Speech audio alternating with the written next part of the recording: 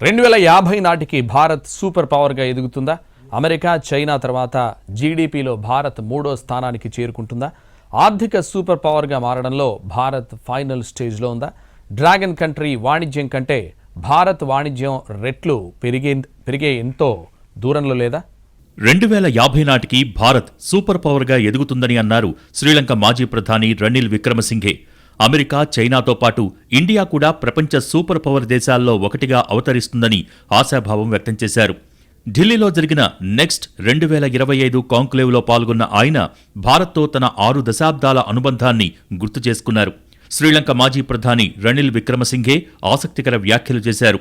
ప్రస్తుతం $3.5 ట్రిలియన్ దగ్గరలో ఉన్న భారత జీడీపీ 2050 నాటికి $30 ట్రిలియన్ పెరుగుతుందని రనిల్ విక్రమసింఘే ఆశాభావం వ్యక్తం చేశారు. ఇది సాధారణం కంటే 9 రెట్లు ఎక్కువ పెరుగుదల అన్న ఆయన ఈ అసాధారణ వృద్ధి మొత్తం ప్రాంతీయ ఆర్థిక వ్యవస్థను పునర్నిర్మించగలదని అన్నారు.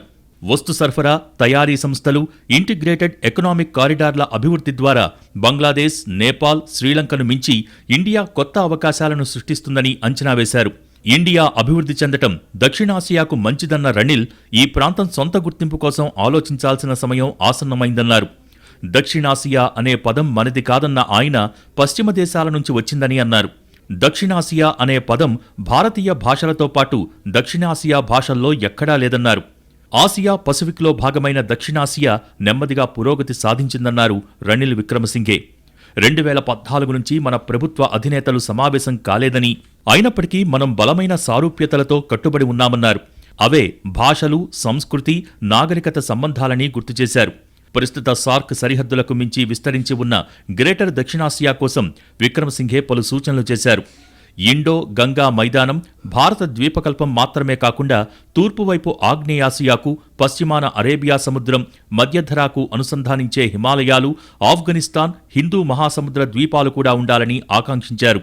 మన నాగరికతలు సింధులోయ, గంగా మైదానాల నుంచి ఉద్భవించాయన్నారు రనిల్ విక్రమసింఘే. మొఘల్ కాలంలో పరిణామం చెందాయన్న ఆయన ఇస్లామిక్, భారతీయ, బ్రిటిష్ చట్టాలతో రాజకీయాలు, సాంప్రదాయాలు ప్రభావితమయ్యాయని గుర్తు చేశారు.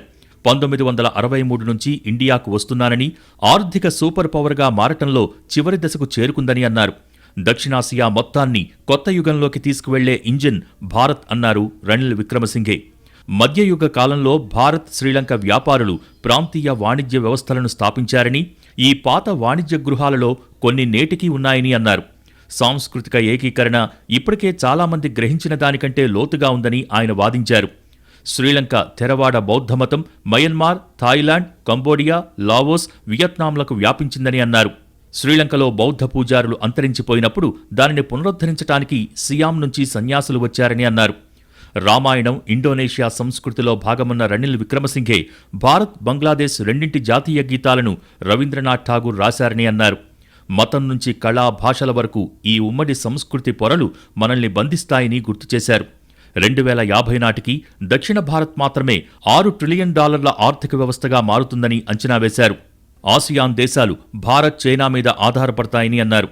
ఆసియాలో చైనా వాణిజ్యం 3 రెట్లు పెరుగుతుందని, అయితే భారత్ వాణిజ్యం 9 రెట్లు పెరగవచ్చని అంచనా వేశారు.